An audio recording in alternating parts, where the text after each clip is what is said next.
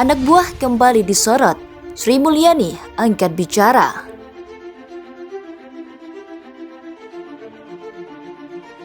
Kementerian Keuangan dalam hal ini di dalam berbagai lini, di dalam berbagai forum, kita mendapatkan pengakuan adanya suatu reformasi.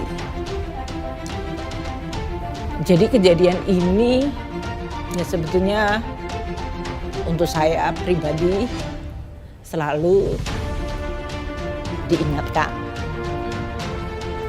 untuk memiliki humility, kerendahan hati. Sebagai manusia, sebagai pejabat, kita sering tidak tahu apa yang akan terjadi di depan kita. Maka yang perlu dan harus kita lakukan, meyakinkan bahwa kita melakukan yang terbaik. Kadang-kadang yang terbaik pun tidak selalu cukup untuk bisa menahan sebuah musibah. Pendapatan negara, APBN kita minus terus. Ternyata tikusnya ada di sana. Maka informasi PPATK itu jadi sangat penting bagi Komisi 3 dan masyarakat untuk melihat berapa banyak yang dimain-mainkan ya oleh Departemen Keuangan. Jangan sampai gara-gara kesalahan Anda para pejabat keuangan di Republik ini mengganggu pembayaran pajak di negara kita. LHA yang PPATK sampaikan itu ada LHA yang terkait dengan oknum, itu pertama. Yang kedua, ada LHA yang terkait dengan oknum dan tusinya. Misalnya kita menemukan kasus ekspor impor atau perpajakan, tapi kita ketemu oknumnya. Yang ketiga adalah kita tidak menemukan oknumnya, tapi kita menemukan tindak pidana asalnya. Jadi tindak pidana asal misalnya kepabeanan atau perpajakan itu yang kita sampaikan kepada penyidiknya. Jadi sama sekali tidak bisa diterjemahkan kejadian tindak pidananya itu di Kementerian Keuangan.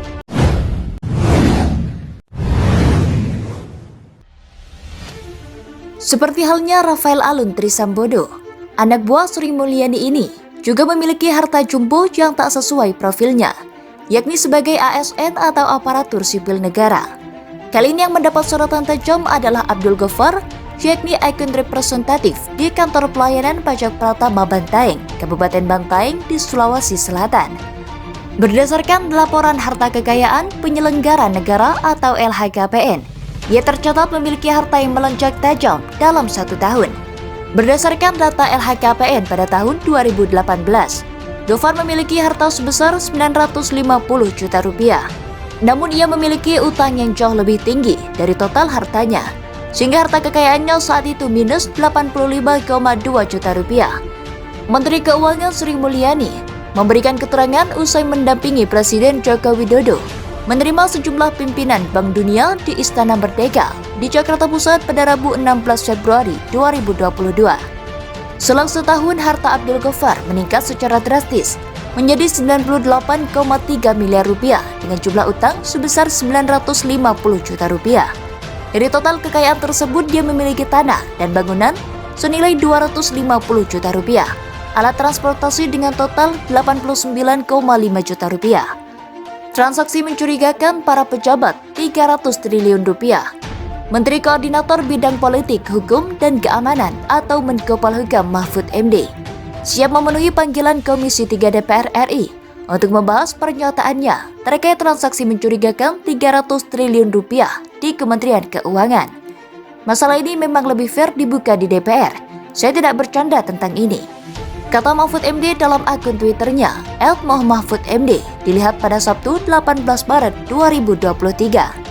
Ditegaskan oleh Mahfud, dirinya dan PPATK tidak pernah mengubah pernyataan terkait persoalan pencucian uang 300 triliun rupiah di Kemenku. Saya dan PPATK tidak mengubah statement bahwa sejak tahun 2009, PPATK telah menyampaikan info intelijen keuangan ke Kemenku tentang dugaan pencucian uang sekitar 300 triliun rupiah. Saya siap dengan data otentik yang akan ditunjukkan kepada DPR, ucapnya. Dia juga menyarankan agar semua pihak melihat kembali pernyataan PPATK di Kemenku. Diketahui Komisi 3 DPR RI berencana memanggil Menko Polhukam Mahfud MD dan juga PPATK untuk meminta penjelasan terkait dugaan transaksi janggal senilai 300 triliun rupiah di lingkungan pegawai Kementerian Keuangan. Hal itu disampaikannya dalam diskusi dialektika demokrasi dengan tema akibat gaya hedon, LHKPN pejabat Kemenku jadi sorotan di Media Center DPR _DPD _MPR Senayan, Jakarta pada Kamis 16 Maret 2023. Makanya di awal persidangan ini kami akan memanggil PPATK dan Menko Polhukam untuk meminta keterangan atau menjelaskan terkait dengan standing yang saat ini berkembang di publik. Paling sederhana adalah sekarang kalau bicara TPPU, kata Didik. Sebelumnya Menko Polhukam Mahfud MD mengungkap temuan transaksi janggal 300 triliun rupiah yang melibatkan 460 pegawai Kemenku. Ia menyebutkan mayoritas transaksi terjadi di Ditjen Pajak dan Bea Cukai. Usai bertemu dengan jajaran petinggi Kemenku di kantor Polhukam pada Jumat malam, telah diketahui transaksi janggal tersebut merupakan tindak pencucian uang. Saya katakan transaksi yang mencurigakan sebagai tindakan atau tindak pidana pencucian uang, kata Mahfud di konferensi persnya. Lebih lanjut, ia menjelaskan, tindakan pencucian uang ini bukanlah sebuah tindak korupsi. Tindakan pidana pencucian uang itu bukan korupsi itu sendiri. Misalnya saya contoh yang paling gampang, tindak pidana pencucian uang itu yang baru dibongkar di PPATK sehari 2 hari ini, jelas Mahfud MD. Jadi tidak benar kalau kemudian isu berkembang di Kemenku ada korupsi 300 triliun, jelasnya. Ada 4 pejabat yang datang ke Kemenko Polhukam sore ini. Mereka ialah Wakil Menteri Keuangan Suhasil Nazara dan Sekretaris Jenderal Kemenku yakni Heru Pambudi. Kemudian Inspektur Jenderal Awan Nurmawan dan PLT Kepala Biro Komunikasi dan Informasi atau KLI yakni Kemenku Justinus Prasto.